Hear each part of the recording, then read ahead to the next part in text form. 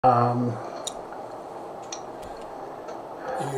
tai ma pe pure ko ki fra mo e tau multimedia ke lere tau koendo ko i hu ki ai ko mo tolo mo mi abai te mo lava o ha o ke lo au university page he Facebook koendo tau live to ai kai mini pa ko ki tolo ke e whakahu atu ke au whataha pe mo e kaure ti o pe mi hena.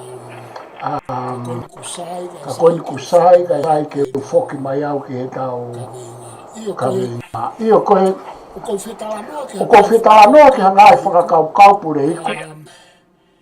Pea moe whakaamu ke na atokoni ke whakamaala a. Koe hanga mahi niu koe, koe pare mia ko tō pe koe ne upoloseki o ku osi. Ia e upoloseki hei kai ke osi. Pea o ku whaatohere wa ia o whaka osi i e pare mia hoko pe koe ha, pe koe pe ikai ke toi lava ia o whaka osi ai. He ka ku tānoa pe he ke tau ilo ai, ke tau okmou mea ai peka ke tau toi hanga whatoka ngā iana. Aia koe tala noa koe ki tō ngā. Talu mea tau whaahau, koe pare mia ko toa pe na iai a ene proseki pe iai hono ngā i whatongia tapau ke whai.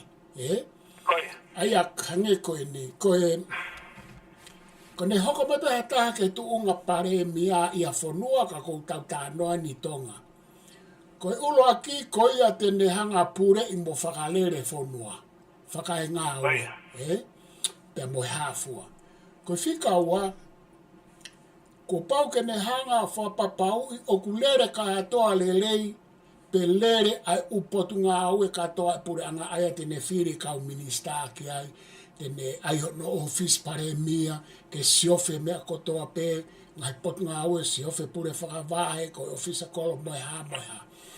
Aia, pea koe whika tolu, koe pare mia kotoa pe, oku ai ene uproseki, ene ufotu utu. Tako tau tolfong na tau whanonga mai, kai kia hawhaahinga polisia tapau ia a pare mia. Ke hange ko mea tau kei e te mokalati. Tako tu aku mahu inga ia, he koe ku uhinga. Ia, he koe ku uhinga e ku lawe ki ai. He kone hau koe ai whaha i tala noa pāti mo pare mia o pāti. Kone huma te o si mau mai e nau koristu tone, mau mai nau polisia, mau mai ai me aia o ku nau whakamamafa pe nau tōrui ai, pia nau toki alu ki he whakaere whanua, alu ki ngā ai mea ke u services ke ai e nau upura seke fo ou, ka ko e tau, ka e pāti a tonga. Oku i kai ki ai rewa ha tau mea pehe, e toki hao pe pare mia, ulo ki tene hao pe o mui ki he o mea na e whakahoko pe, koe whakalawalawa e upura seke na e hoko, koe hoko, tene hao whapapau, oku lele e upotu ngā ue, ai e te kamunista moe ha, pea ne toksio rewa ki hane proseki, pea moe ha ngahi mea o tānaki mai ki ai. Ka oku i kai ke iai, hakonistu tone ia, pea moha ngahi polisia tapau, e hao e pare mea o ko pau, ko tau sisio adu pe, e lotonga whaifiri, o e hao e pare mea koe na o pehe mo pehe. Koe whaha i whakapāti ena te nao mai, hange ko Australian. Koe leipa, koe nau mahalo i ngā talo me kamata ngā koe nau nofo i he social welfare mo u social issue ai whanua. Koe mahalo i ngai e leipa. Haurewa whakataha mai national pea moe lipro, ngā mrew nawa koe nau nofo i he kau whaa malalahi e whanua, o nau nofo i ngā he mea whaka ekonomika aia, o nau nofo he ekonomika, o nofo he social issues. O si ilo tau toko ka haia nawa e humai, tena huma tau whakalere whanua ai ke mahino lere mea kotoa, ka kua pau ke whamamalohi pe e nā awhe pe, ngāwhe pe ke o mea koe o kumbakatu ungai ai pāti koe. Ka koe tau whoki mai koe ki tonga, talo e riri whakaporikare, fuafua pare me e pare mea egnoperetu whakano.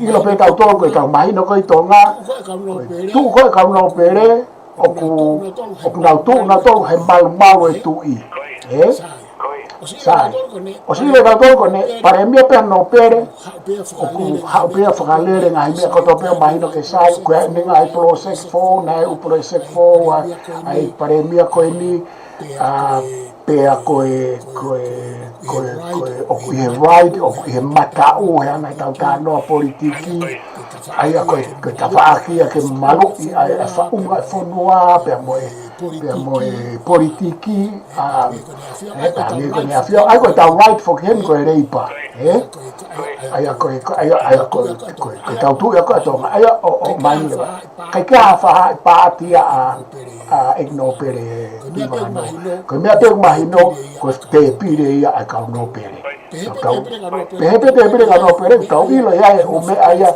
e nofo pia e whamamafa e no pere pia nofo i he te whakalere ai whanua pia nofo i he ni ngāhi prosek fo koe tau hau koe ke he kuanga ko Samuel a Crispo hiwa ko kuwhielawe ki ai e pureiku he koe fuafua hoko ia ha mea pehe i tonga he historia koe humai ai pare mia koe ni o ku hau ia i he funga waka o funga waka o whakakaukau o pāti ai kono fuafua kamata ia mea koe pa pia saire koe hai funga waka koe ia ai mea me whamamafa Samuel a Crispo hiwa neongo o ku te eki ke whai hawha pāti koe ne ke heia me he kau tama ki mua pare mia ki mua mo kau e pare mia ki mui koe foi ke neongo ko whaikau to ke tāpo iwa to ne toana ne fotu e foi pāti koe pāti ai kakai koe foi koe ke heia na tau fotu ke foi pāti ai koe ia ki e whainga ke hu o pare mia koe pāti koe Samuel a Crispo hiwa e pato hapo koe tau whengan ke tau tānoa tau taina ke he u istiu na e fotu uia i talu mei mua papa hae ne whi tau mua te fito ke whai ha saupulu pe koha ha whainga liliu ki he tuunga oi mawhai pure koe fo i tama i mata ia o teke a Samuel a Crispo hiwa sai nai heo ia mei mua o au mai ke wā whehongo furu koe foi ploseki lahi ene fuafua whai e Samuel a Crispo hiwa e tau tānoa ploseki pena ngau e whanua ngau e mamani pea iku o mokoie finangalo o tupu lima ko ne hala kau whapapa ki ai ke whai saupua Nemo na kai ke whakahoko u whakaukau lahi ne whakaamu ki ai a Samuel a Crispo hiwa i e wafe o mafuru kau kamake hea na nau me whakauri fwoi waka koia ka koe fwoi ngau e koe moe fwoi alu koe me balu o furu fitu o furu o au mai ki e wafe o mafuru koe fwoi takakia ai toko taha koe ni whakapolitikare aia koe foi proseki uakia a Samuel a Crispo hiwa a foi proseki lahi whakauri aia ke whanua iai hono ngahi malohinga iai hono ngahi vai a pia tau haure vai koe tau amareu ke kuonga ku teu ke hua ta Samuel a Crispo hiwa ki loto koe mea ni koe na ku whaatala noa ki ei tō ngapa utala noa ke whaana wako me ka mautore ka lo au ko ne huko Samuel a Crispo hiwa o paremia kapau e paremia e ke me aya tene whai mo me a ea o ki ai e o ki ai o me aya ko me a pea ke whai i tua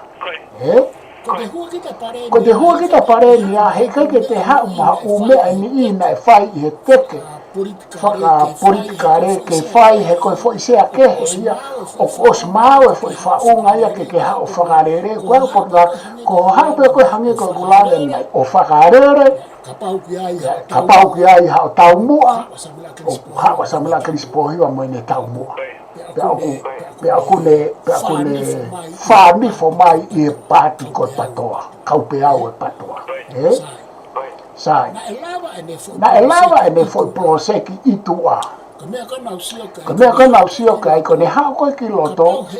Ka pau he i kai ke li liwe u mea pēna e whai i tua o ku hoa pe mo tua. E ai rewa e ne kaunga komi mo paro parema ki ai i e ne paremia.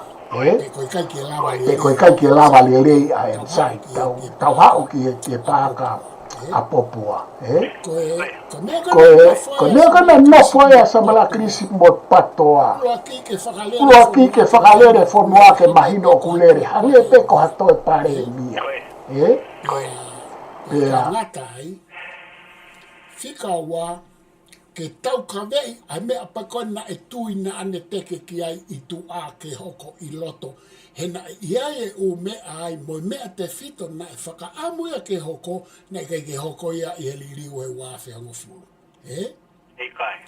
Pea patau sio re vai hange ko ne to o mai fui lao no na i mu ai ka na ne o mai o toi whai ngā ue kei mo ne ngā ue aki ke teke aki ai u whakaukau na ane pehe na e te eki ke kakato. Sai, ko ne prosekia na ane whai, prosekia e taha ke he mei he proseki i popua.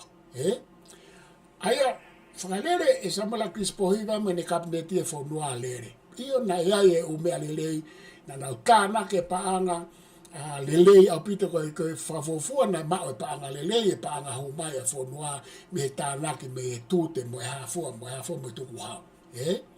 Sai tau pehe na sai fui ta whakoe. Whakalere whanua, io, na e ngai whetō kaki kana e whakalere whanua ne keike mate u potu ngā ue, lelei. Sai, hoka marewa ai whakakau koe na ne tau kawei pia oku whanifo mai i he whala pāti o patoa.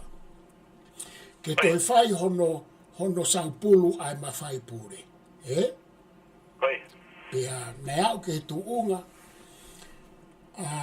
na e whehui ka te au e proklama koe a VPO e nā e Sylvester Tonga i he kutala noa ke kaupare mia.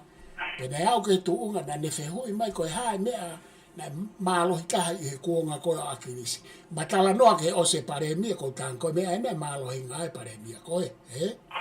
Mo ilo ai.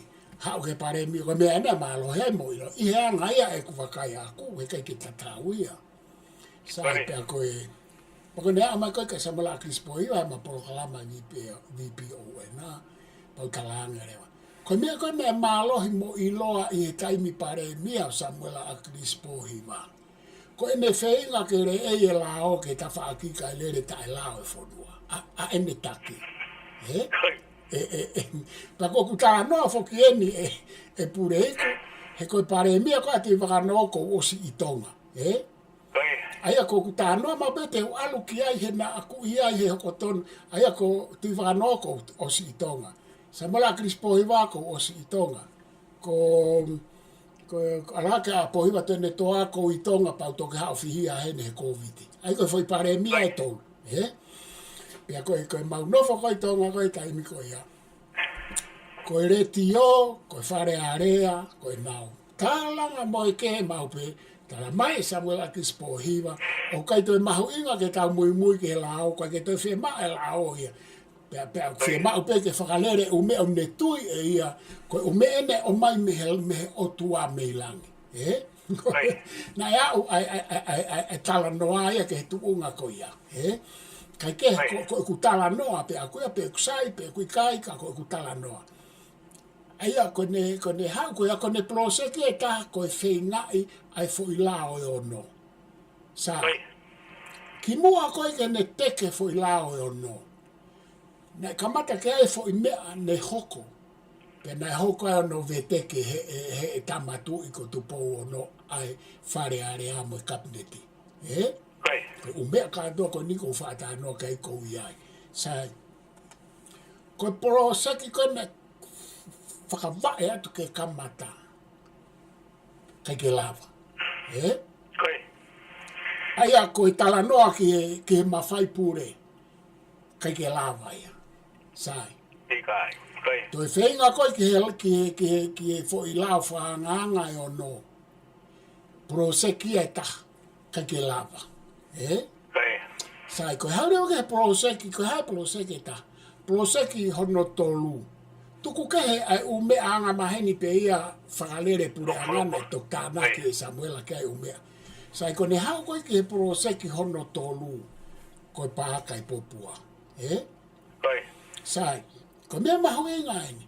Ko proseki ko e ua ki mua ani i ene paremia. O kau whakarea o pehe ko u proseki ki he u tui mo u molare whakapolitikare. Koi. O mea o kau whaui ko non-material aspects of life. Koi. Tako proseki rewa koe ki popua. Koe proseki ia ki mea whakamateria. Pea koe fo ilanga whakamateria proseki a Samuela Chris Pohiwana e tahape. Koi. Aia, koe tau wakai koe nika hoa kawa meriku. Koe pare mia ia o ku proseki lahi taha, pea lava lahi taha ene u proseki talo ne hoko hake fui kai mno no koe. Ka toa kau pare mia. Kai keu toi whaalaua u proseki ko whai e pare mia koe. Tuku kehe mea ke lulu taimo e hafua na tata anoa kia. Koe umea o pehe koe vai anga. Sai. Ko Samuela Chris Pohiwa. Ko ne foi proseki langa whakalakalaka whakamaterie i tonga na e tahape. Koe pākai popua. Kai tuku ke tato ki hoko atu kai o atu e pureiku na koa mea ke tokanga mai ke malo. O mawinga ai mea ke lawe ke ai professor ko hi ko e anga whakalakalasi ai ngahi langa ku whai ona por agrisi ai hoki tonu ai a hono whakalere ai pose koi popua. Peange koe veanga e kusio ki anga koe mea koe lawe ki ai mai ka pe o ende na malohinga foke ne humai ko ika ngahi mea whakamola le. Tau kame i ai mawhai ai angai tuku ai mawhai o whanua ko ngai umea une sio ku tono no. Te ange ko lawe ki ai e ango foi prosek ko e ua ko ia fau whaingata. Te ko dina tau si lawe ki ai ki tau te whito ke whinga koe ke diriu e kupu i lao e ono. Ko ku tui ki ai nai koe foi tau here ai hou e ki pe tō ai tangata ikoni ono pola Chris Pohiwa. E koe le hou mai pe koe a hono langa i ai foi kupu i lao e ono koe ke liliu. Ma fuli lewa e tau tipeiti ko singa en ke to'o ai mawhai a ene afio. Pe au kei lele pe foi tuku aki i koe au ki a honi. Ka aku pena elame peke a klise taime taha. O kui kai ko le whenga ke to'o e mawhai ka kua tuku a ki ia. Tuku a ko le whenga ke kupu i lao. Lili kupu i lao no ko ni ke to'o e mawhai a nea whio. Kake toki hoko ate ngai umea kutalaw ki ai. Kako mahuinga ki ai ho tata mai ai kamata mai ai ngai prosek ai tangata. Pea moe lahi, ma foi prosek e ua ki mua nai kai ke lawa lere. Pea kaha oe ni ke pāka ko i popua. O ku hange, o ku tū uru pe ki ai. Pea ko tui te ke toki tari ki ai kofe hui. O ku iai ha mea i ai. E anga e whako tūtū mo e whenga ke whakalele prosek ko ni i tua lao. O hange ko mea na ke lawe ki ai. O kuahane kaunga ke anga o e tua yange pe a mohono whakaanga yange ai langa o e pāka i popua profesa. Io koe aia malo pito pule ko aia koe ta wakai ko angarewa ku wakai he kai nini. Koe foi proseki lahi kaha koe a Samuela Chris na e lava koe teke koe ke whakatemo kālati kana e whakahoko i tua. Kaike. Sai, ko ne proseki la lahi koe tolu na e whai i loto. Ulo aki, na ne kei tui pe ke whai a e toi saupulu a e mawhai pure. Kai. Pea tā nake atu kia e fo i lao whanana e o no kono mōni o na ia. Hange koe mea ko ke hanga o hake. Koe fo i lao ia e ono mei mua ia me pure anga tui wakano. Kai. Kana i kai ke longoa ai whanua ai ai, pena kai ke longoa ai wharearea ai. I kai. Aia koe makatu unga pe ko hai e pare mia he aho ko ia. Aia koe foi la koe ono ko ia koe pehe koe foi whakakaukau a Clive Edwards. Koe. Koia o ku pehe na ne maasta mai ni e foi lao e ono. Sai. Oko osi si o au ke foi lao e ono. Oku fihe o pite foi lao e ono. He ku iai ai foi whakakaukau e ua koe ni. O ku tū koe to matau ke toe whakalelei iange ai whaunga pure. Koe. Koe to he ma ke toe o mai hangahi mawhai me he mawhai hau e tui. Koe. Aia koe ko pēha toa koe ongo mea aia koe o ku pauka o ku whai ai tāla ngā mo ne asi mai ai fo i lao ono. O ku malawa ke interpret ke whakauhinga i mehe ongo fo i tawha aki matau hema, matau mo hema koe ni. Koe. Kai whai whake fo i teke, alu whaka samara krisi o whai fo i mea, na e whai fo i mea hange ka te au na e poupou, i pe i whare area, pe na e i kai ke poupou, i ka na e, alu samara krisi po hi wai a whai whakataha halo he ukolo, he u whakawahi ngā mo ukolo. Koe hae loto ka kaipe te nau tāri e fo i lao e ono. Koe. Sai. Kou tui ka pau na koe fo alu pehe ai pureanga o egno pereti wagano, kou tui na e tāria he kakai. Tāria. Ka koe uhinga koe alatu koe samela krispo hiva, ko osia uia ki he fo i le volo, pehe kakai, fe unga. Koe. Tatau e pureiko pe koe hae mahino e kakai, pe ku tonu e nau mahino, pe ku hala e nau mahino, ka ku nau, koe alu pe koe tala noa pehe, koe aike to e whai ato ai ala ke he mawhai pure tu, i koe fo i poi ni fokia, Kaike. Pe koe ala whaoa mai, pe koe ala ore eike ta whaaki, pe koe no ala whakalahi, ka koe fo i poi ni koe fo i se te siu pehe. Koe lao e ano, koe ne aike to e ala ke he mawhai e pure o e tu i, Koe. Tala mai hanga tonu pe e he u whakataha koe ni. Nei kai ke a fo i whakataha ia e mālohi, i he kumau. Io. Whakataha ko tō pena nau tala mai whe unga. Pe koe mea mahawinga au pito ia. Koe te mokalati ia. Tala mai he kakai. Koe mea koe ni koe poini ko toi whetana ke atu keni. Koe mea koe ni koe mea pena e whai i he fo i saupulu o i wafe hongo furu. Koe. Hena e whakatahai, pia whina ngalo ke tui, pia pehe ke pare mea mo eksea, ke o ki tua ke kakai o whai ai tātālanga, tala noa mo e tālanga mo e kakai. Me kakai. Koe. Ko tonu foki ke ai koe tala noa mo e tālanga, ka koe koe ai po tala noa, na ai foki e koe tala noa atata, ka kuhala. Koe mea koe tala noa mo e tālanga.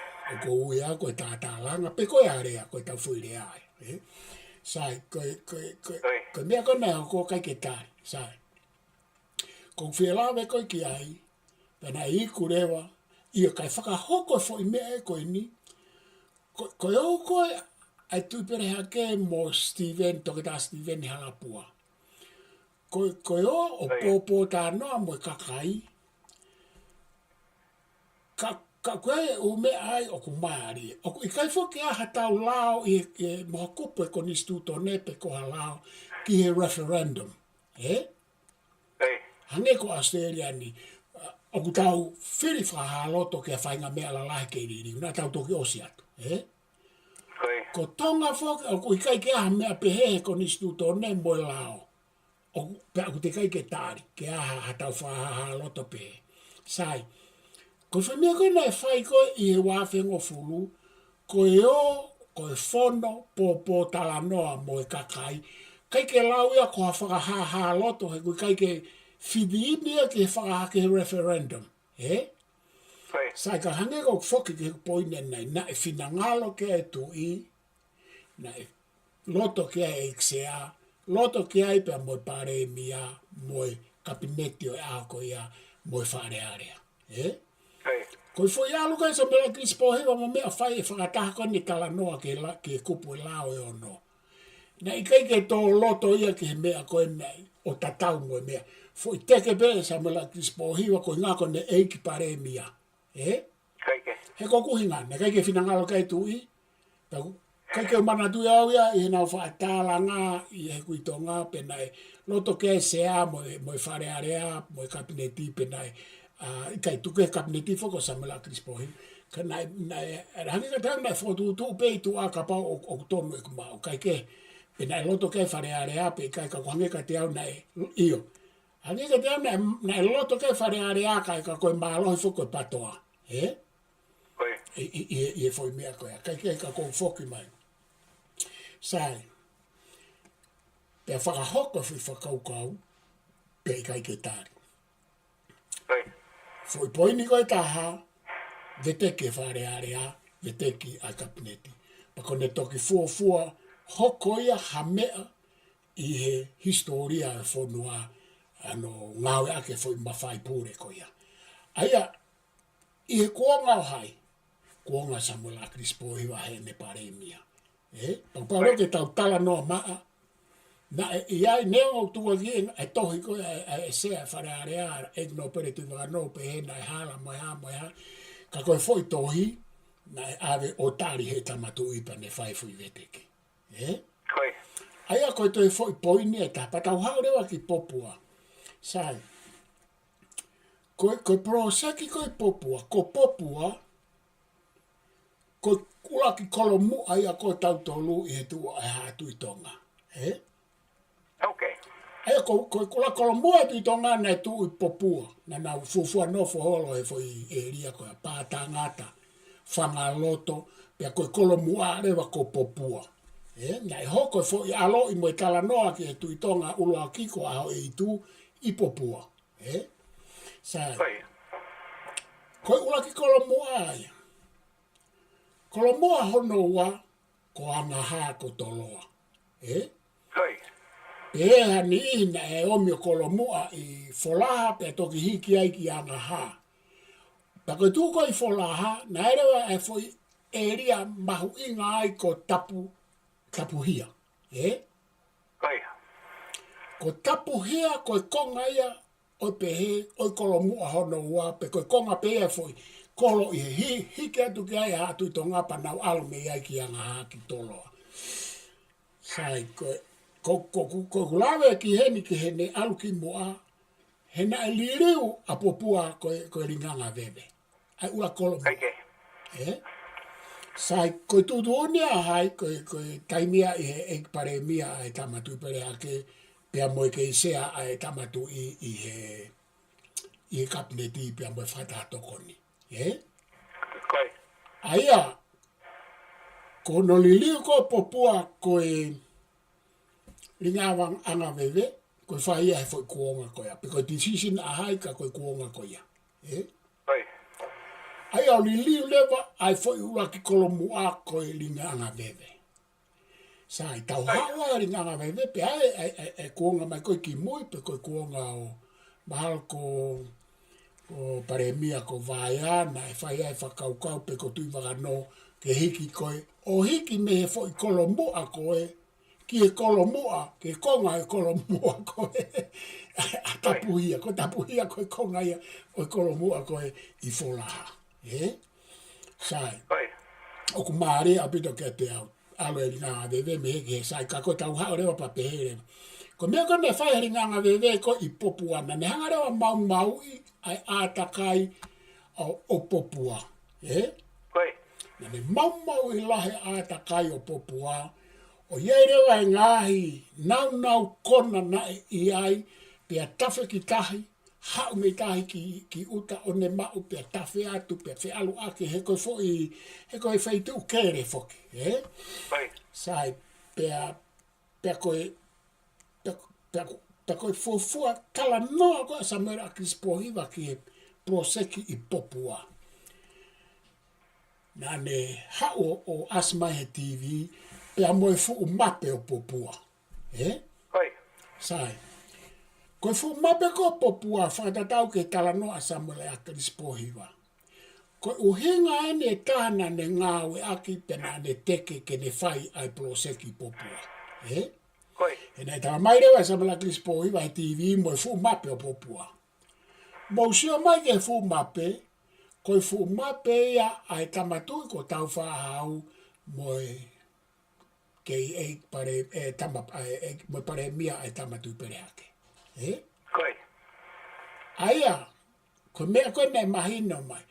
Pakapau tau pehe mo oni. Ko whakamooni mai sa mala Crispo hiva u whakamooni na e finangalo ai ongo tui koe ni ke whakahoko fo i proseki lahi i popua. Aia na kapau ko naua pena na whaatari ni veve peko kunsalote kuonga kutukake o maurereki ai. Aia ka na toi mui ma veme na proseki e ai e liliwa popua koe hamoe ha. Koi. Pe tō mai ai ko mena e teke ake sa mala Crispo hiva. Sai me ke tari pāka e popua he whare area i e kumau. Pena e tari pe mahalo e whaha i e samura. Koe ke o maore reiki ai, ka kona utolu funga e pure anga. Koi. Sai, koe mea kone whaia lau lea lahi koe whare area. Koe pehe na e ikai ke oange ki he patseti ai langa popua ke kau he patseti ai samula Crispo e patoa. Mono pure anga. Kaike. Koe ko hame aia oku fo'o. Ko pure anga ko tō peo koe e nau ngai prosek whaka materie, pe koe prosek i whaka lau maari, whaka non-material, o koe ki wha asia he patseti. Koi. O whahe lai mai pe patseti a o pe e whai e langa whanalaka ki he ngahi pāka, pe koe ha. E whai e langa whanalaka ki he whewholau aki, o si tō loto pe he whaangawe ake he ukapinetia e na upoloseki ai hange koe lulutai, hange koe pākai popua. Ai a kai whai foke ai foki, koe mea kone ai omi e kausai nisi o sivi foke a popua o nau pe he ke toi tuku hatau e fia ke lava ke ose kona koe ni he feitu koe nika e tau whai ha mea ai. Koi. Ka koe ku foke mai kai whakafoke, koe whai whakatūtū o pāka popua. Na o alo mau pe he sāpate kotoa pe ko mau o takai ke ukolo, ke mau whaatanoa, me kau matāpore, me kau tau whanua, pa mau mai rewa o whakaosi mai ke he whai pāka, pa mau toki oko mau koko api. Koi. Na o takai mau pe he whai pāka, he mei sāpate kotoa pe o sio. Koe mea ente te utala atu, koe mea pe na ku wongo i koe whai tālanga koe ngā koe ngā hisia he rupe. Koi. He koe ku kei ako koe a tenisina e mau whai ako a ke alosia ai. Tamato ke tā me he niu koe tamai o nei ngā we lahi ki tonga. I he malai o keri he a ke alosia ko Dr. Spencerman. Pea koe na mau hanga e mau tolu o whaafai e mau uporoseki ki u sia he rupe i he walu o frutupu. E walu fitu mo e walu pea mo Dr. Spencerman. Pea koe taimka na mau woki ai, i he mau whaako ni sāpate, o skamata tanu whaka uhala, pea koe sai, tuku keheange kona i kere mo e hā moea. Koe mea kona o tokanga kei koe u sia heurupe, pana mau o rewa ko whenga mau peke ave au e tamai kia mau takai mea re ke usio ke u sia heurupe. Aia ko mea me hoko ke u sia heurupe. Na e kau he sa mela Crispo hiva u sia heurupe, pa nai rewa u sia heurupe ia, na e hange kou kai ke toi mau ho nau fōtunga, na kei hanga mau i kau kei tu pe ai pa whai kau nofo ia ai te niti me kau ngā ue ma mea, ka nai rewa u sia heurupe na e kei tau hipe. Koe tau whoke mai koe ki he whakau koe sai tuku ke hange kona. Tuku ke hange sia heurupe, koe ku tānoa aku ke te au. Ka koe ku tānoa e pure iku, mo e ho eike o mea mai mo tau kainga. Na aku whaka ofa ia i he fo i whaka kau a samela Crispo hiva ki he o mea nei ai ke whai ai. Ko o mea koe na e viso nei koe samela Crispo hiva ki popua, tuku ke hange kona, pau e lava pe ia o whakalelei tuku kehe pea moe sia he lupe. Ko uporo seki kona ne whaka amu ke whai ai na ku whaka ofa ia au ia ka pau na e lava. Koi. Sai, kau hau kai whakafoke atu. Na e lana koe foi pāka na e hange koe hamisi ki he owa wā whakamaunga e whonua ki ai. Fo au e foi whakau, whaka ofa. Pea koe tu e foi tu a ngā tu le rei ka pau na e osi koe foi pākaia mo u hawha u mena ne whakau ke tu ki ai kana e lava. E te kai ki aha foi prose ki a e au ki ai ki he. U proseki la lahi e nia ku langa e waka meriku. Ka koe proseki koe na e toi makehe ange ka pau na e lava o ai pe e lava o whaka osi koe ke wilo. Sai, na e whai ai tālanga whok mo lau rea ke paanga na e whakamore. Pea na e whai rewa e ka uo sai na e teu rewa na wholowhola rewa e tu i. Ke samala Crispo hiva ke wha ngā ue ki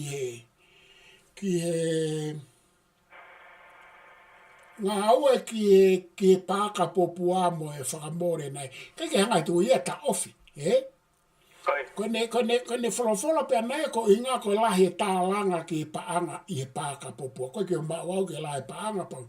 Koe ki o mawau ke whakaikiki. Koe me pena ilo i he tālanga i wharearea. Nei ngā oia ke paanga I kai ke ilo ki ai, pe I kai ke whakaikiki mai ke wharearea. Ko mea nei whae. Kai ke, ka nai whaama e tui ke whai ano whakatotoloi, ke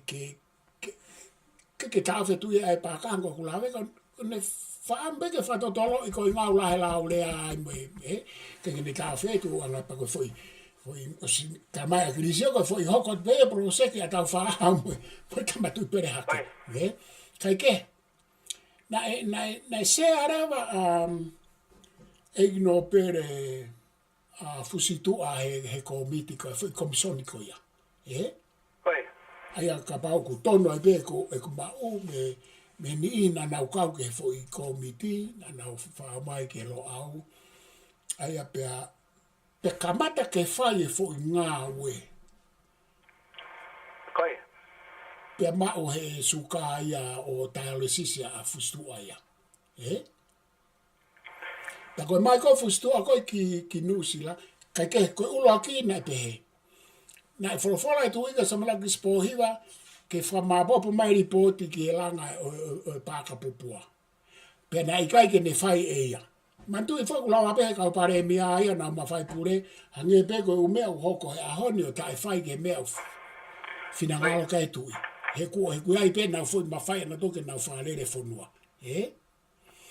Nei kai rewa ke whakahoko e samala karisi, pohiwa mo ne kabineti, ne hanga rewa he tui o whotu e whai komisoni o se ai koe a ignopere fustua. Pea koe ne tengitange koe ai ne puke, pea te kai ke utoi whanongo na e whahanga au e ke foi me awa mai ke ahoni. Kana e whai pe ai, alakarewa a pohiwa tu ne toa ia o pehe na e whai nau ngā au e ke patseti, pea o kai ke ui lo au ki au pehe na e ne pehe a na e ne talanoa ai pare mia ko ia, e kai ke tuku mai a ka ki tua, I e kumana tu, I kai ke he te whaafoki anu.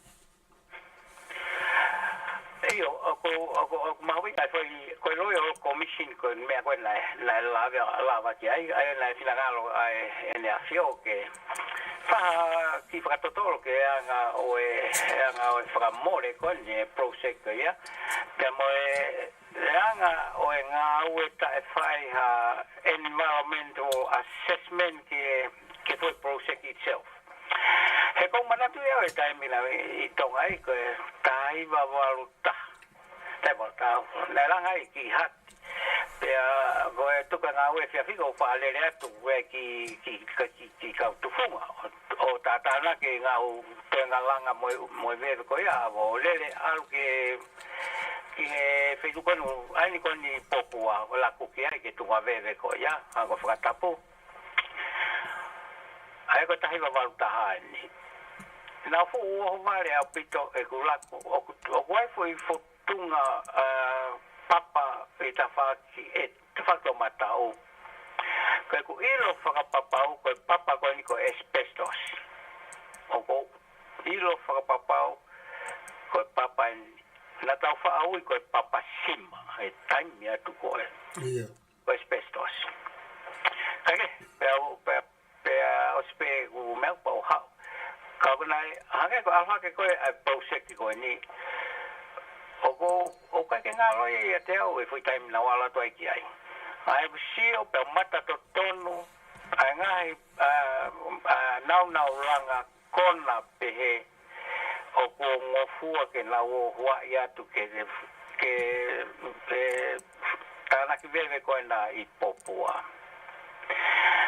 o kai mo me mauinga e time ko ke na fu fie ma o pite na fio ke mahino o fai ha environment a si pose ko ni ko pose ki la ni ha ko me la ke la ve ki ai he ko na he ko hono ke ri ko ni o hangi haki kanali ko ni fa tafia e vai pe ko se ai o ko ha va tonu ya pe me he me ko ni tawanga veve kon tauta no ki ai na la ko ngai veve ko ni pe tawilo pe tatau ke time ko o hai mo me alu fo pe tafe fo tena wa alu fo pe alu fo o alu ke tafe anga vai pe ko keri ko tafe anga vai mangai kanali ko ya kina tafe mai i ono te wake o pose ki popua he ko keri fo pe o ko ke maka feo ko ya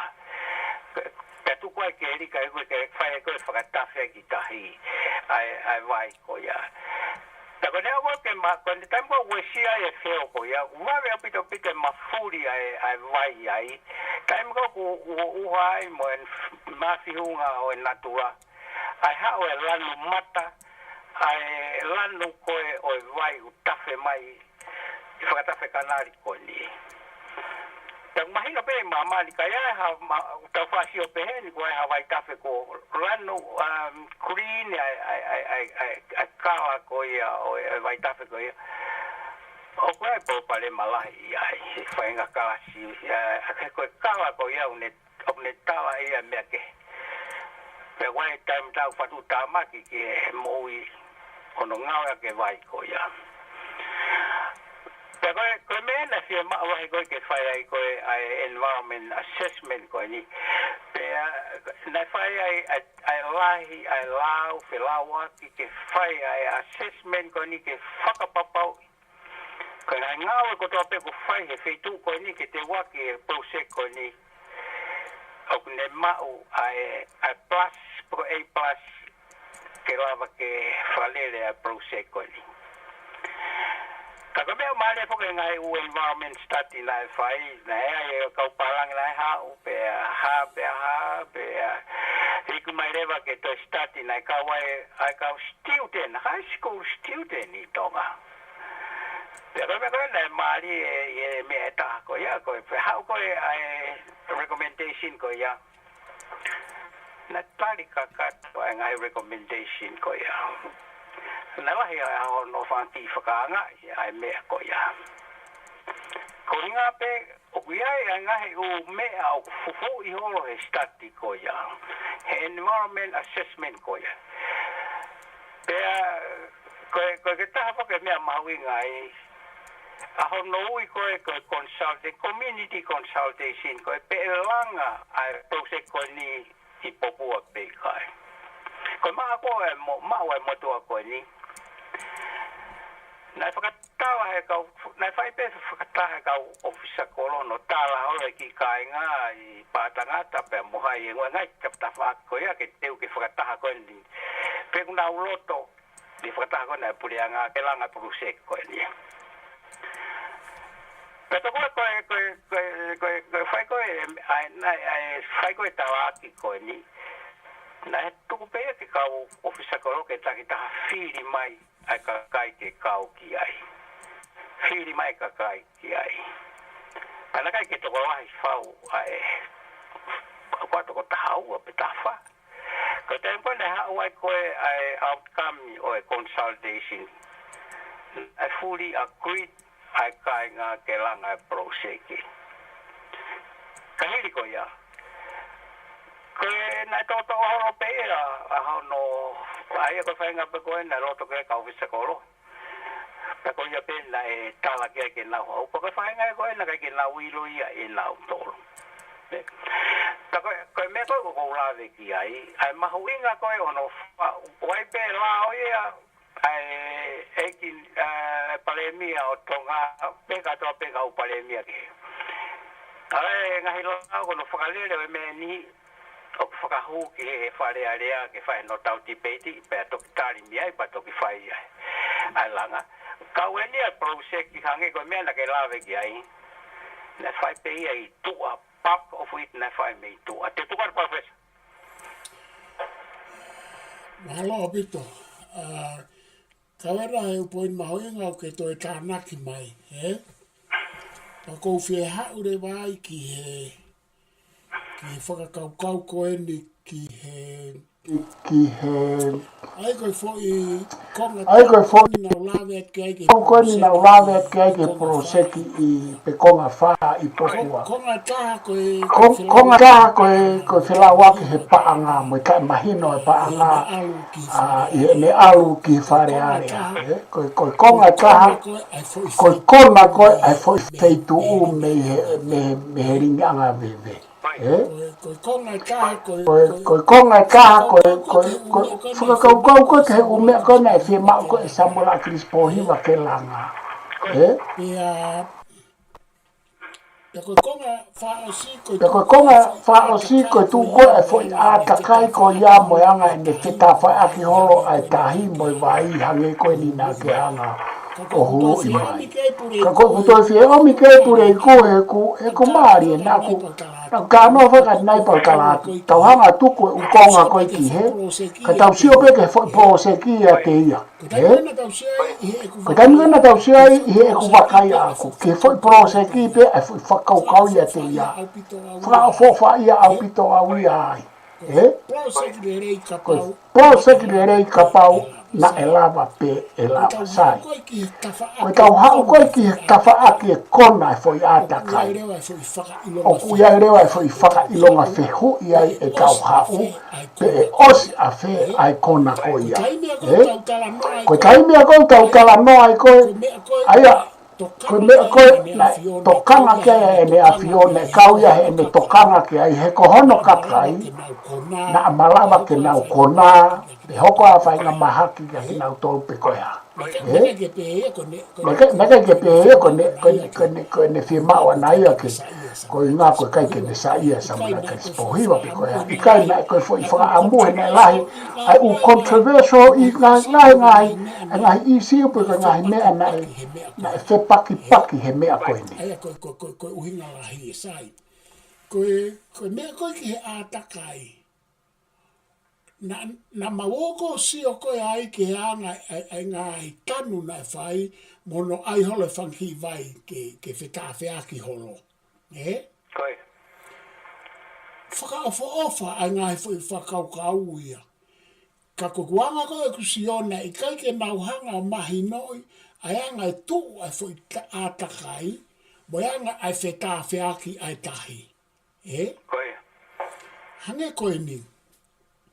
Koe tau whanga koe na nau nofo pehe foi fei tuu pe na nau mawahe nau tole me ai ka pau o ku tahi moano. Koe. Hange koe ni, ka pana nau nofo e matatahi e tau whanga koe. Ka te nau nofo pehe fei tuu o ku ikai ke ano. Koe.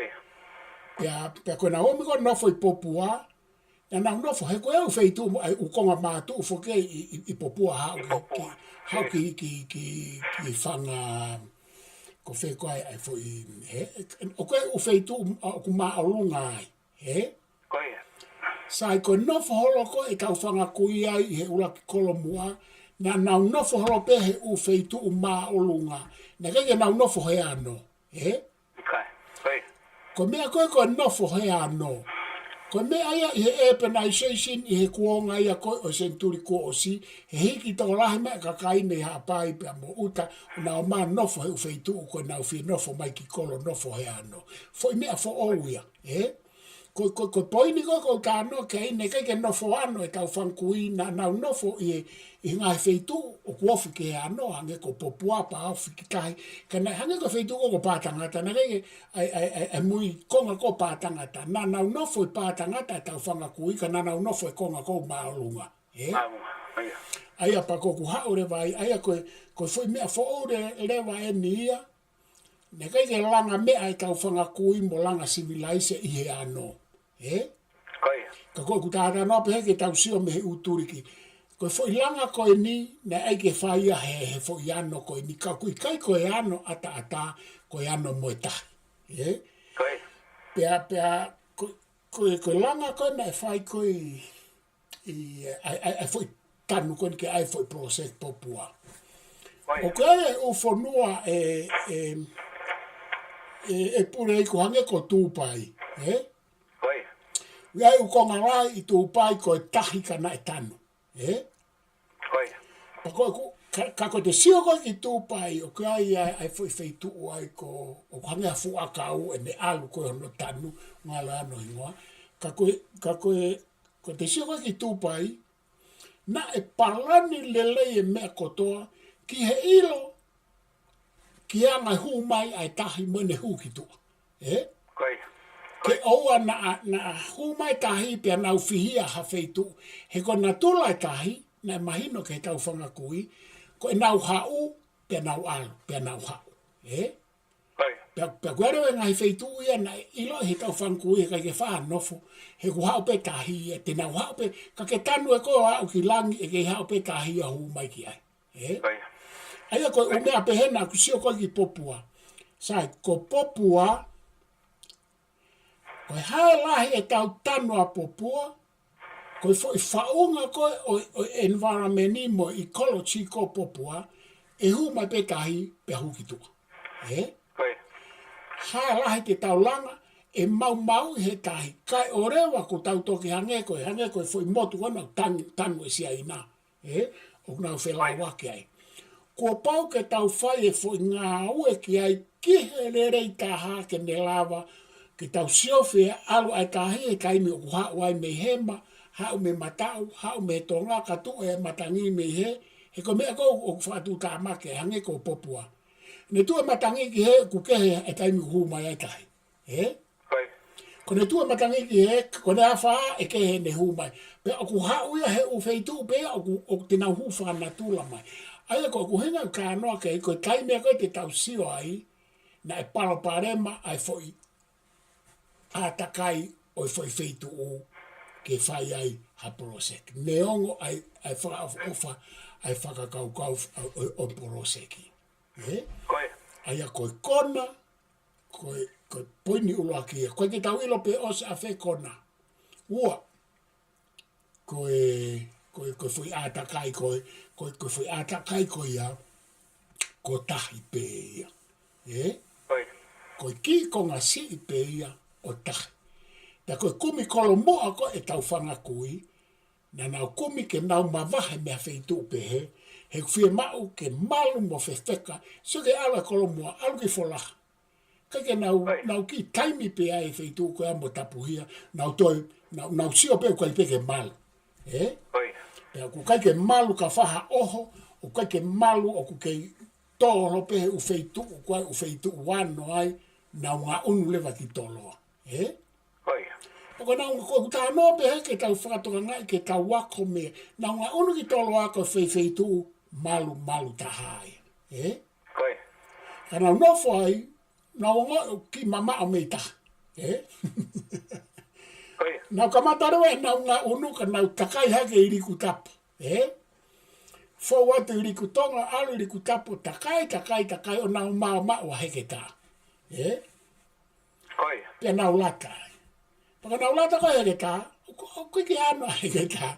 Foi feitu koe, tau tānoan ke kumi feitu mātu, ke tu a kolomua. Paka nau tō hiki whaka me ai, koe pehe fulongo a aia kia whatawhi. Koi. O nau hiki koe ki lapa. Ka e sio ke he nau ngā unu. Malu e foi konga koe he ke tā ki ha o hofi whaka security. Koi. To e malu ange e nau ngā unu koe ki lapa ha. Malu me hano o hofi, malu me ha wha, malu me he mea kotoa pe nau nofo mau le vai. Toki o mai koe ni ki nuko alofa. Ka koe mea e koe kou tau whoki koe ke pāka koe popua. Koe foi whakaukau nai lelei, whaafo whakana e lawa foi proseki, mahalo koe taimi nai hala, mahalo koe wheituu nai hala, e umea tau sio ki ai me e tau tala noa. Ka koe toe eni, e toi hoko ate foi proseki, pe ikai, o koe kulawe i, o ku ikai toi hoko atu. Koi. Koe ki foi konga nia koe na e osi.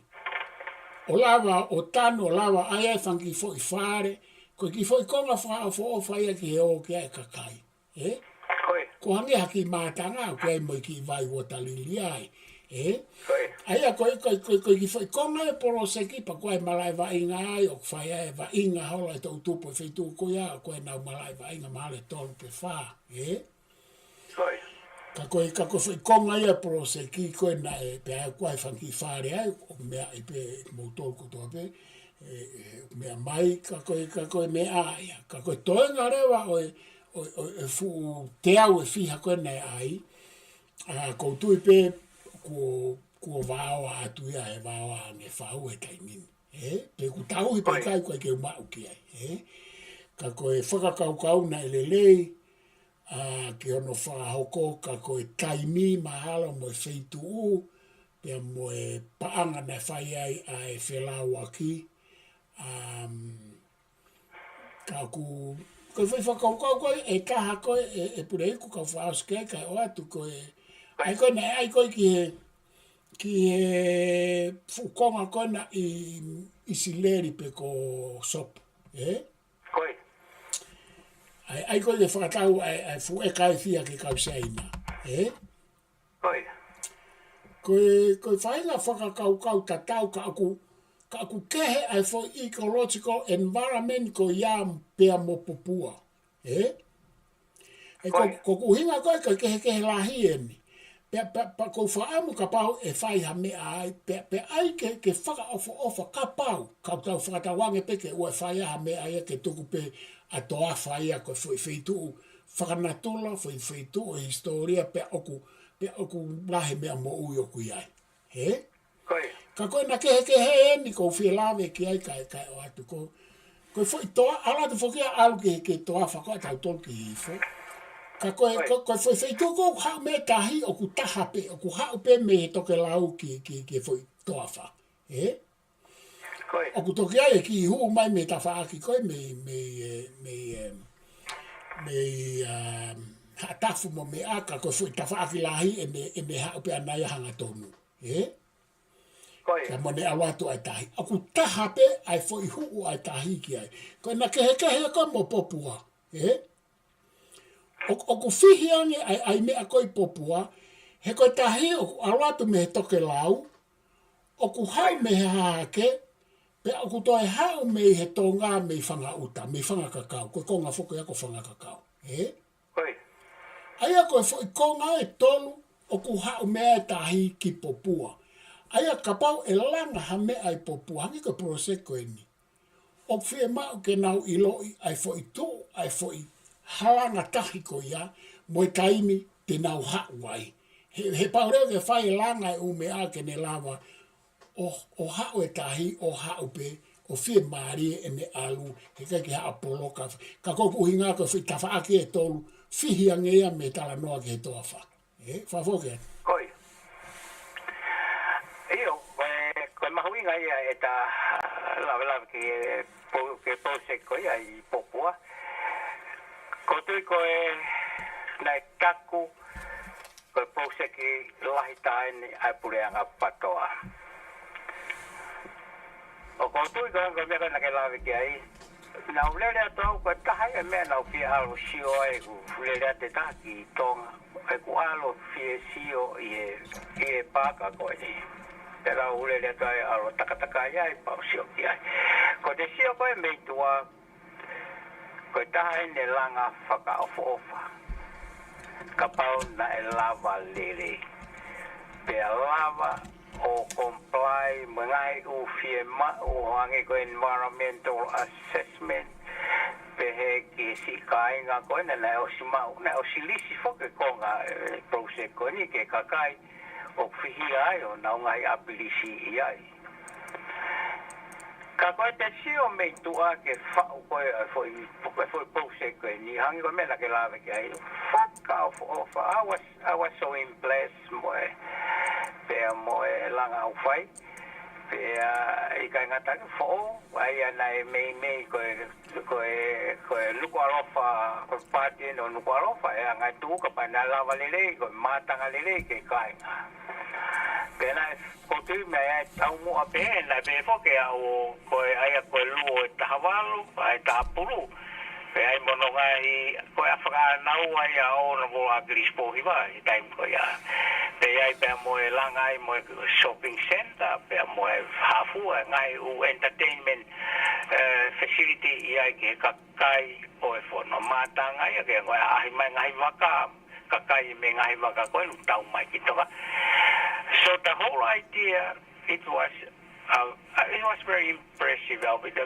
very good day ang tau show ka ko ngai ume ko ai ko o pa ku kai ko project pe ko ni la be wai to no ta tau ka to pe la ta no ke ai lulu tai he por kala mana e o sia tu ko me ata ta pe ko ange ko funding so I have no question ko ha source of funding how they use the funding na I lo ke ai fare area pe kai ko ngai o mea ko to be tau lele ai pe ai o tau fai ai pe alongoa ka ma wai pe ai lele ai fonoa pe tau pore ai pe ko tu ko hanga ko me na ta la ko me ta ko shot kai the point ma winga la ke la kai ko ne ko I fear fai ha fatongia la ma pose klai ke pulianga pe mahino pe a senga ya ke a ofi whakawhainga ta ia ta whakamore ha seniti ke whalanga ha mea e sai ki whanua he tatau ko tau pe u Prime Minister kau pare mia I tonga ko e whenga ko tau pe ki ha mea e lele ai ai whanua pe aire vai taimeta ko nau alu ki tu ha ko me la ke la ki ai fai ko to pe na to na fokau en hi ko no fokalele process ko ya I tu a ta de fito ke sirendi ko pat set ki me ko ya pa ke I lo I he fare area pe to ko to ai pe upure anga ai fono ki ha pe tau sio yo ki lo wa o lo ta tau pe mo tau sio ke lele yo fai me he pure anga ko o tai ma pe mo lele he pure anga ko he ko tu ya ko pure anga ko patoa ta fike honorable agrispo teke ya hata ke le foa fainga ta pe he malea usia ala kanga whakaparemia pero tu na e puputu ai paremia ni ke le fai ngai ulanga o whatatau ke anga neviso ne ngai tapa ke langa whakalao liriwe lao e whonua ngai mawhai e whonua lava atu e mea ni tono no e mea ni kau tau kei pore I ngai te fto I whakaukau o e langa ngau e kau tangata o nau taki mai e whonua o e lea fio o au ke hau tukan professor Malo pito, koe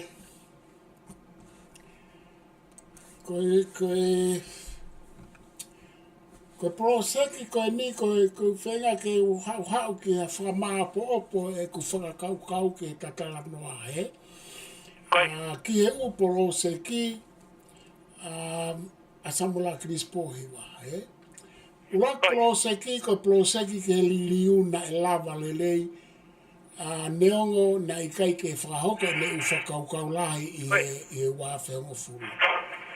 Ploseki hono wā ko ne ke whakaukau e mawhai pure o whau mai he lao e ono. Pe o ngāwe ake lao e ono pena e hao me mua.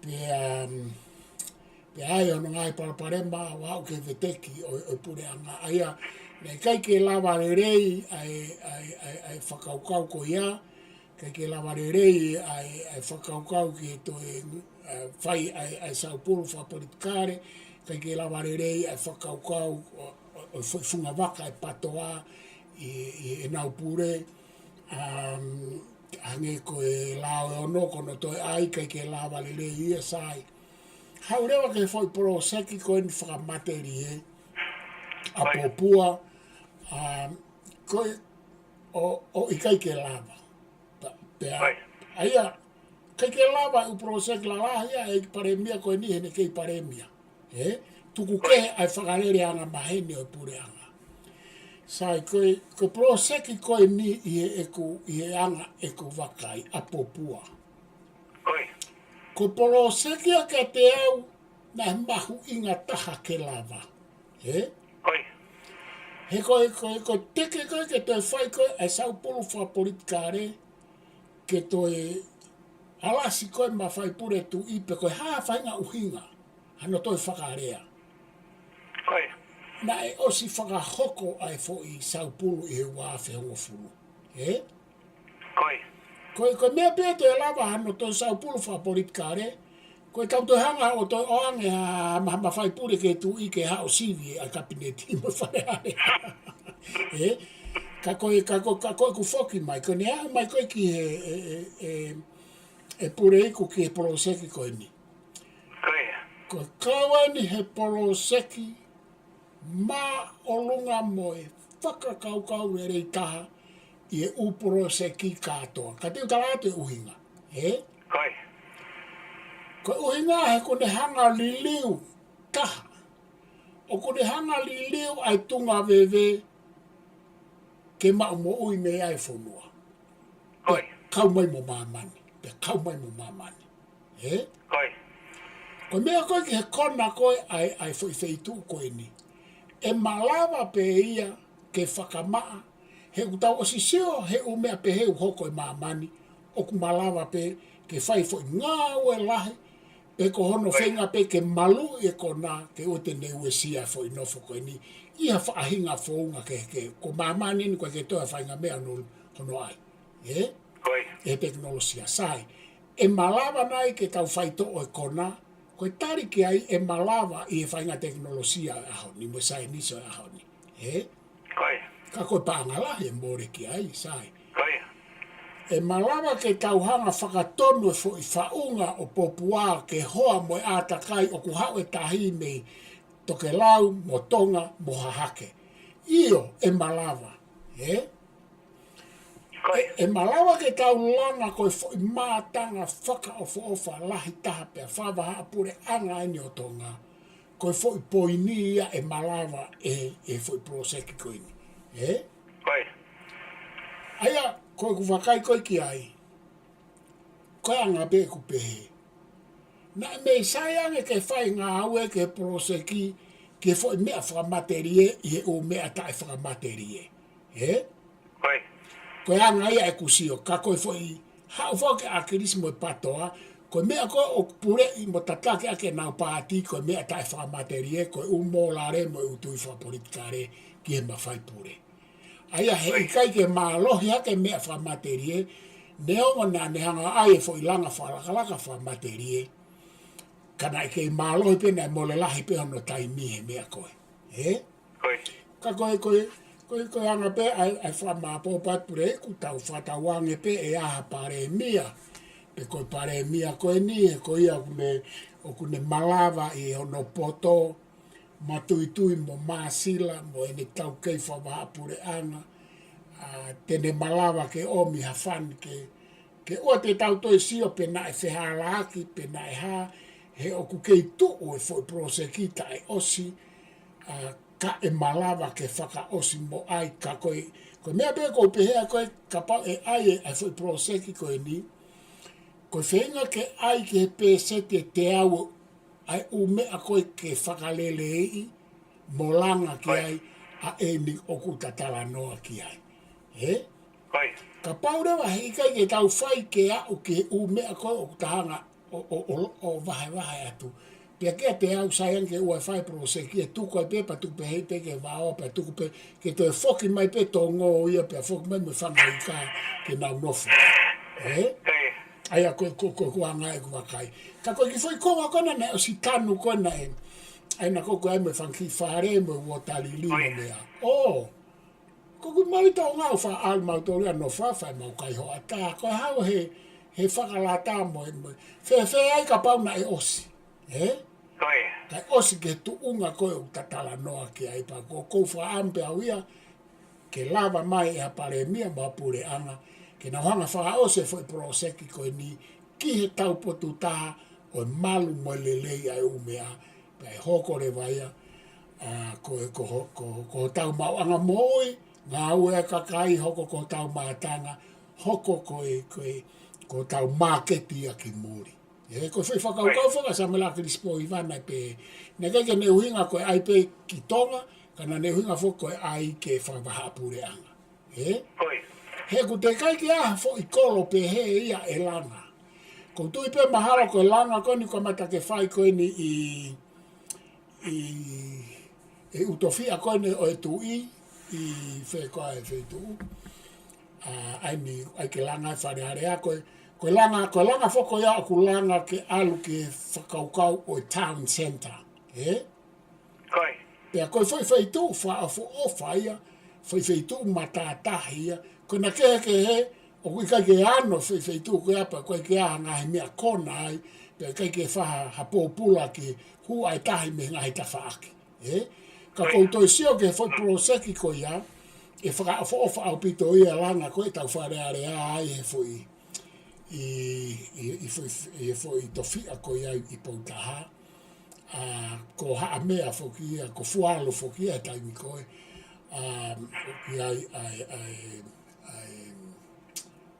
ia nai mo mananga ka lo au ani ko ia vila o Princess Angelica kai ke ko foi langa town center ia ko alu hake Koi. ka ku katena whaka ofa lo ua e koe ongo town center, ka pau e ose a popua, koe tu i tahi, whaka ofa makehe pe a popua e pa kuia hano tala, pa whaka ofa makehe pe koe ulaki kolo mua e kuia hano tala, koe mahu inga, au pito, blahe au pito no ukonga whaka historia ona, Koi.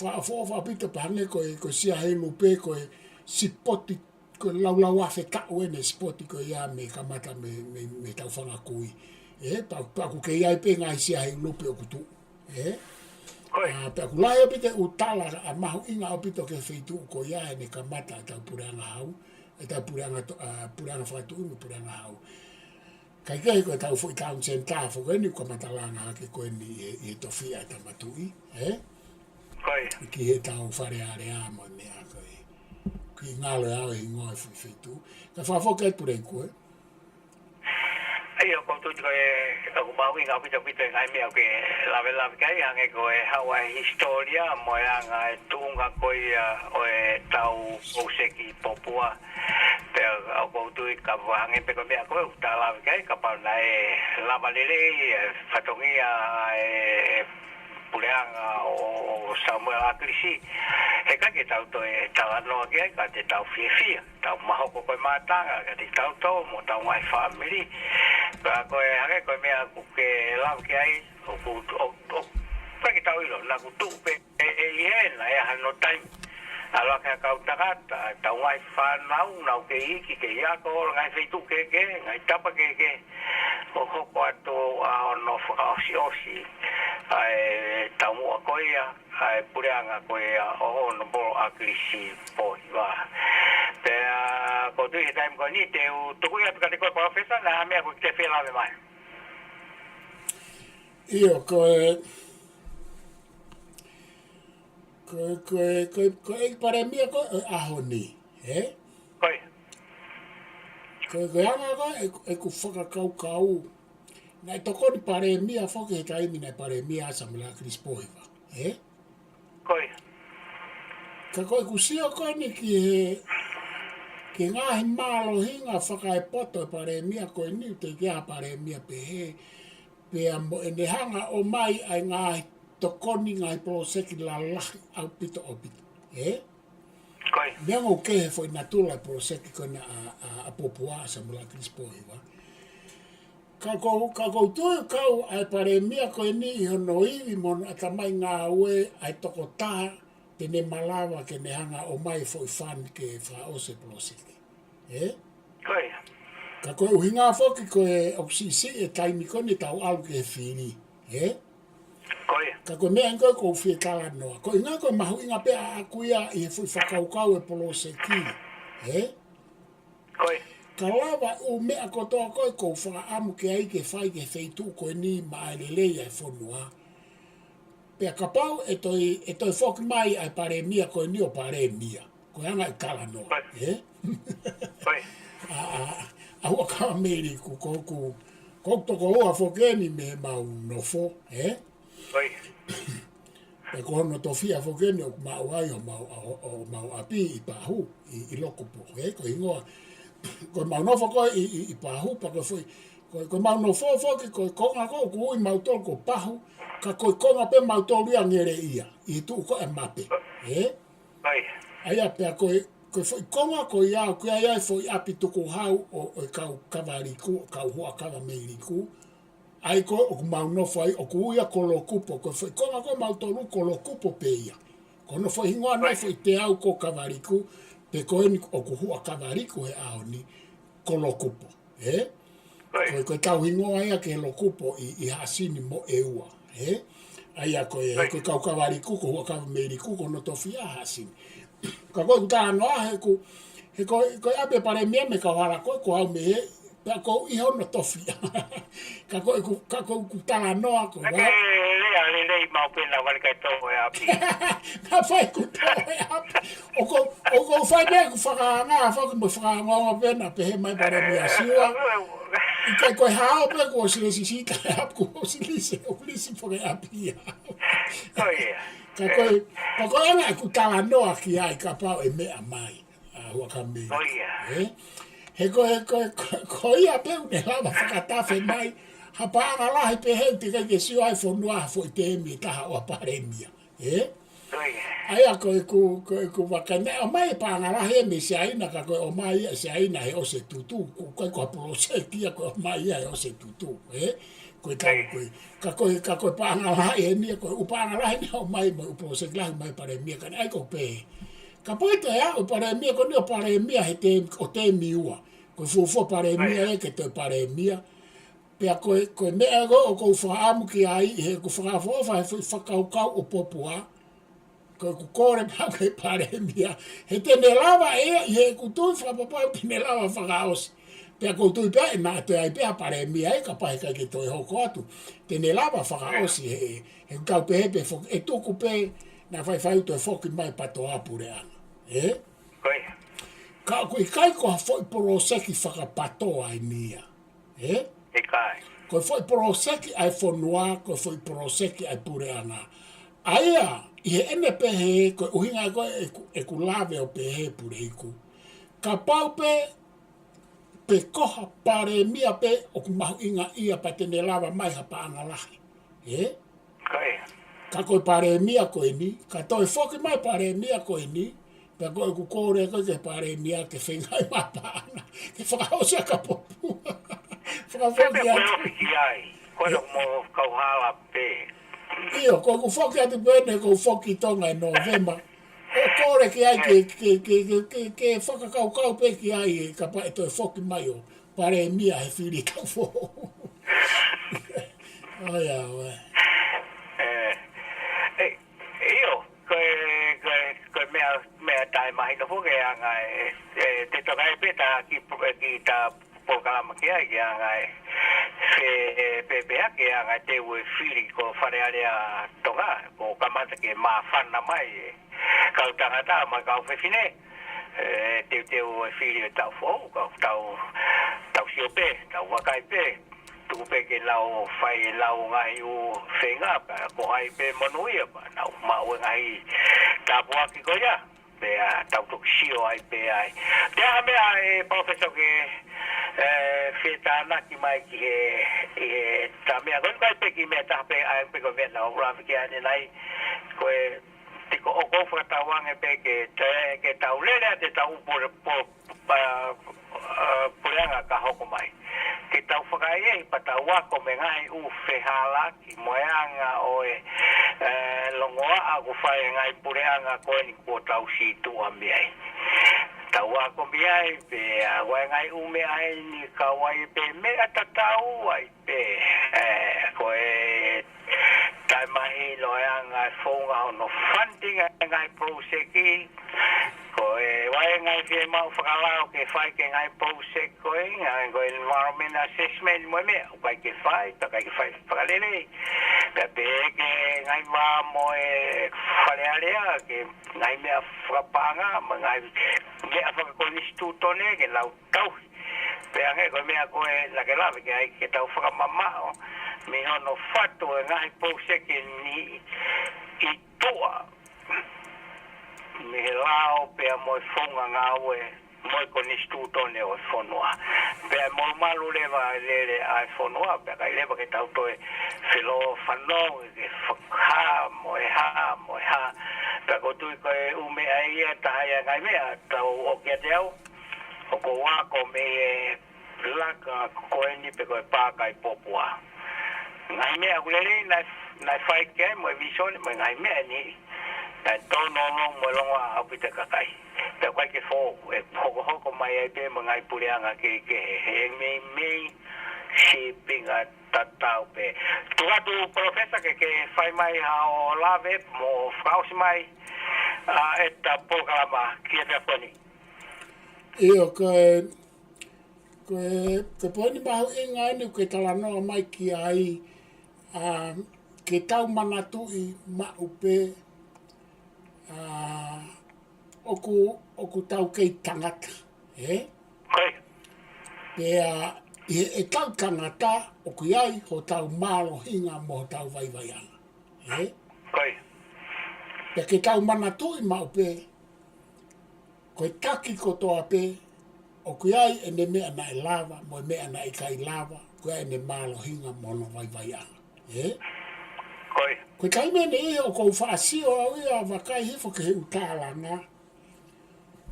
Oku tālanga tau tolu e he whakakaukau koe taki ko toa pe to tonu peke ua te ane fo i hala ana. Koi. Ka koutui koe mea mahu inga hange ko hotala noa pure iku. Ke tauhanga o ilo pe tau ilo pe tau tolu ka koe ke tau wha anofo e tau whakaukau mo tau wha manatui.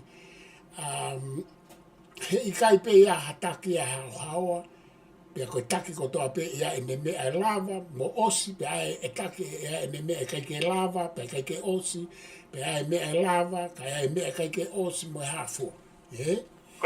Pia o ku tau whakawhekai, he ku neonga ngā he mea ko toa, ka oua te tau alu mau pe ke tau alu ke mui mai a, ki tau arma pe ke tau ita, pa tau pe to au pito pure anga ko na pe laku ko to ka minista kitu.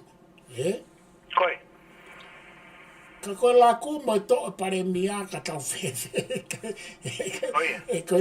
He ko mea ke tau mana tu I ko sino ko pure anga ko sino yo ko felo to e historia mo mamani ke me hanga o puke mo tataki ki tau tolu neongo pe ko ha. He koe ne holofa pe pure anga ku tau o sisio ka hatoa ki mamani koe ufeitu holofa e pure anga koe holofa e whonua mo e whakaofa atua. Ange wha. He ku tau pe hefo, o tau whakaofa. He koe ngā koe tau pare mea, ta tau pe mo tonga, he o ku ha mo ha, a Anthony. Pea ku wau, o tau ose koe mea Scott Morrison mo e tau ka oku I kai, na ea e na uwhearaki na ea e na unga o lelei.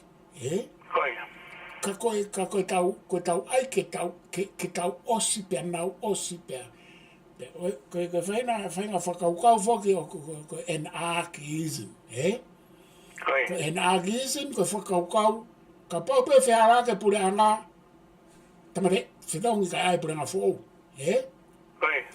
Ka koe whakakaukau koe aho ni ka whiara ke pure anga, tau lea atu ki ai, Koi. Tau o tangi, ai tau tohi tangi, he oku whakaata, tau ai tau ngahi artikolo, tau polo kalama he Māori media, he live stream, tau ha, he oku o mai e u whainga Māori ka e kei hoko pe tangata mo e whewhine, e kei ai pe, ai ne whiara ki pe e kei tangata pe mo whewhine, he kai ke otua, Koi.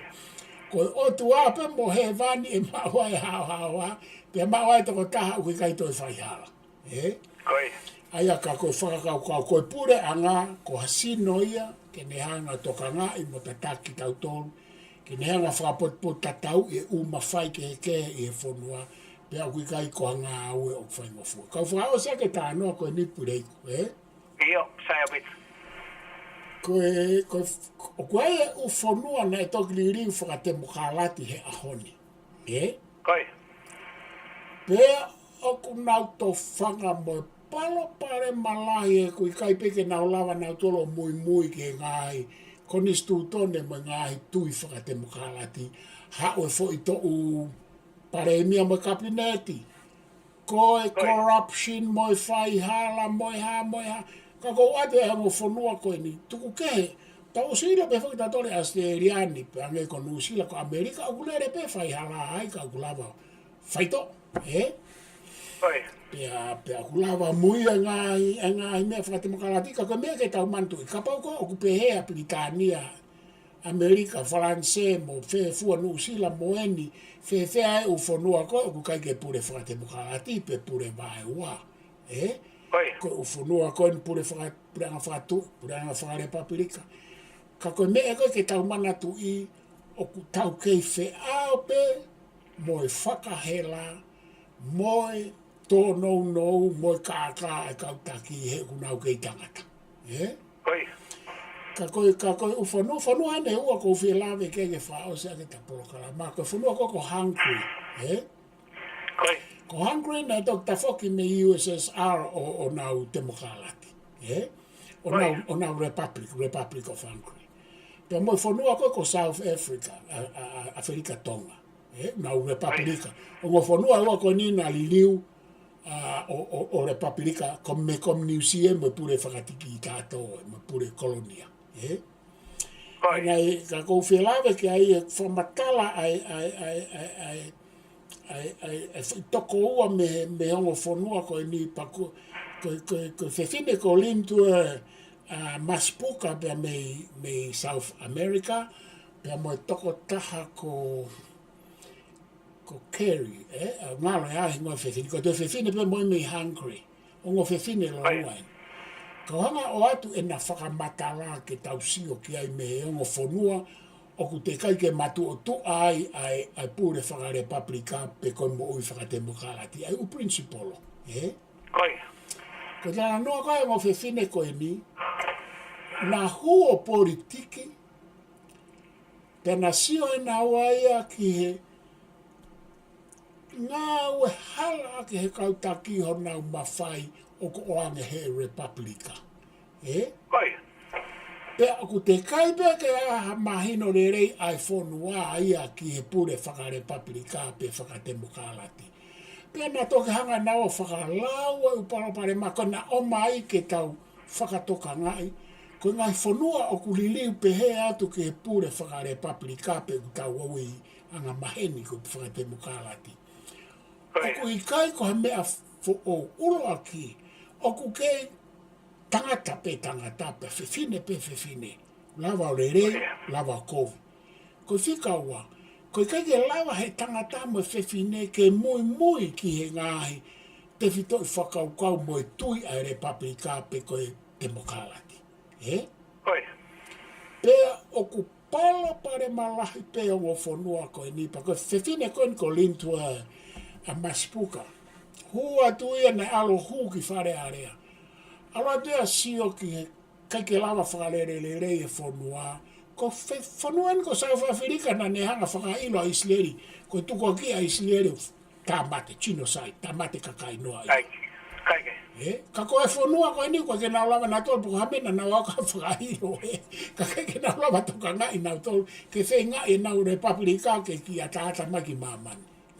Kaike. Kaike maa ko hau hinga whakapolitikare ko nao whi asi ki mamani koe whanua tau ka vee. Human right, more justice, I don't know. Kau foki mai. Pea koe whanua ko South Africa. O ku kehe e nau konistu tone, mea toi konistu tone I mamani e pureiku. Koe. Ko nau konistu tone. Sio tau konistu tone, koe tau tolu. Koe ngahi te whito I mea lalahi pe o ku tuuai, o kai ke tuuai ha o mea ki he whakaikiki, ki he angano whakalere tokoni ki he health, tokoni ki he housing, koe ume eo asia he tau lao mo policy. Koe. Koe whanua koe ko South Africa, o koe e nau Bill of Rights, pe koe nau Bill of Rights nau konistu tone, o ku whakaiki ai ume aia ki he o welfare, ko economica, o koe kia ha konistu tone pe he e mamani. Koe. O mea koe unofo pēra tau tolu ai welfare mo mea he social policy o unofo e he nau koristu tone nau tolu. Ka koe kuhinga tala no alintu e. Koe ne pehe konistu tone le rei, kai kia konistu tone pehe a mamani. Kai I kai pe ke whai ha mea aia ke he welfare mo. Ki he whia maaria a kakai, ki he housing, ki he health. Koe ne tala noa e pure iko ko whia wha mana tu. Ko neongo ai sistemi mo konistu tone ko whakotu he. Ka kunau kei pepe, pa kunau kei fo ou. Pea whakataha pe moanga o e tangata mo e whewhine. Ka koe koha uhinga fo ke tau excuse e ke tau pehe.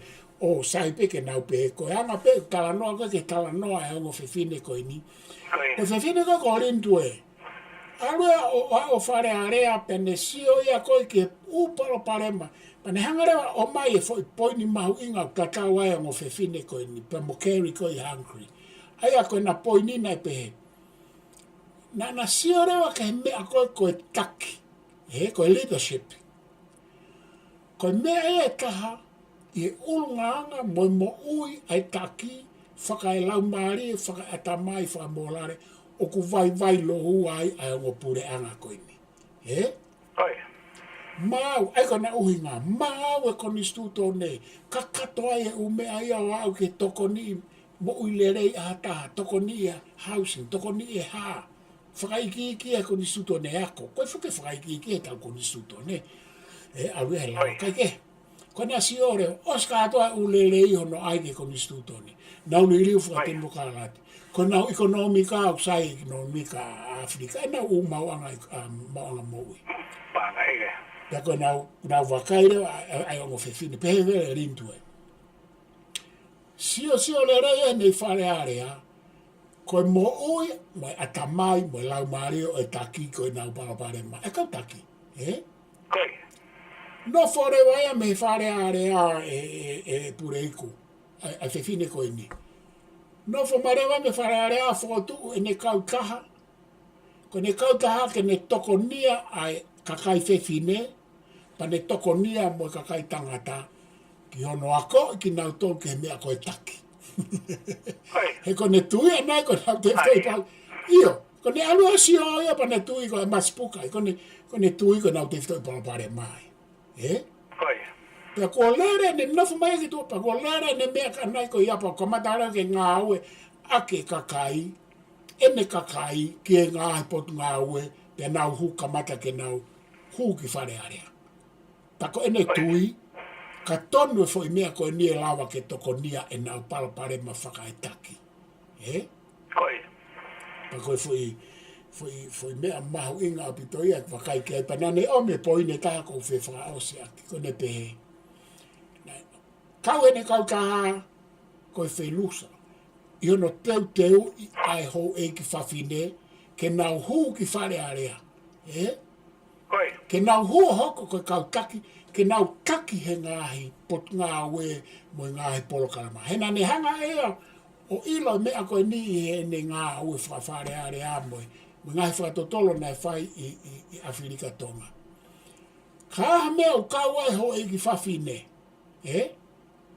Koe. I he pot ngā ue, pe koe i he politiki. Pe koe mei koe ngāhi mea, koe te nau whai koe ngāhi mea ia e aonga pe a wawe ai ke mo ui e kakai. Monila, koe. Ai au tau whoki mai rewa ia ke he manawa ofa oi wha e mo e whewhine. Koe. Ko tau toa mātua tangata, ko whai mea mao mai me arindua. Koe. Ko tau toa me mātua tangata, au sai abito pe tau tōru ia. Ka koe o mea ka tau tānoa e tau tōru e te teu ke whai hano whawhanga hakakai o whikaia. E mate e kakaia whikaia pa tau toki mau. Te peretia. E tau toki mau e tau tala noa. Ka koe kakai whewhine, ka whikaia hataha, te nau mau pe, ono tala noa i pe mo no whawhanga nau tolu he taimi koia. Koe u whakata. Aia koe u mea ia o malawa ke tau wako me ai. Pe malawa ke tau wako me ai ke tau sio. Mahalo pe nau whi mau ke ki alu ato haki ho e whawhine ke tau wharearea i he tala noa kone a rindu e. Monai. Kai ke ko whi whakaausa ke pure e kupa ko ato e whakamalo lai ke te koe i he lawarerei mo ka veinga lelei ke ta polo kalama ku ta ofalahi atu ke hoi mo kainga o mea mai mo tori senera mo tori te mo mea mai ki he tau live stream ko he tau te fua whai whio koe ni ai lo au ko lotonga live e toi me heni ke ofa peke mo wako me ai pa ko ofalahi atu ka ta toki hoko atu ka kamata fui tau polo kalama lo au i wika au ka toki hoko atu e ta polo kalama i e wike ki tua. Mutta toksiwa ei te tato programa lo au fokka ku talele lere to no programa ai ala tu ko ni. Koi. Ka ko o fala ya tu re ku mai. Professor to kita sosiu aftani ai mau fa mai fe ko ni. Pe ko tata me smete ni ma via me hiva pa ko lo pa le ia. Ai popo talano ke topic ko ia ko ka venga ko pa ka I popua. Whakawhik mo tau, mea mai taim tatau pe wigaua mi he ni. Kia toi polo kalama mi he 2MCA 100.3 FM. Malo mo mea mai, kamo mea. Malo mea mai, malo abita.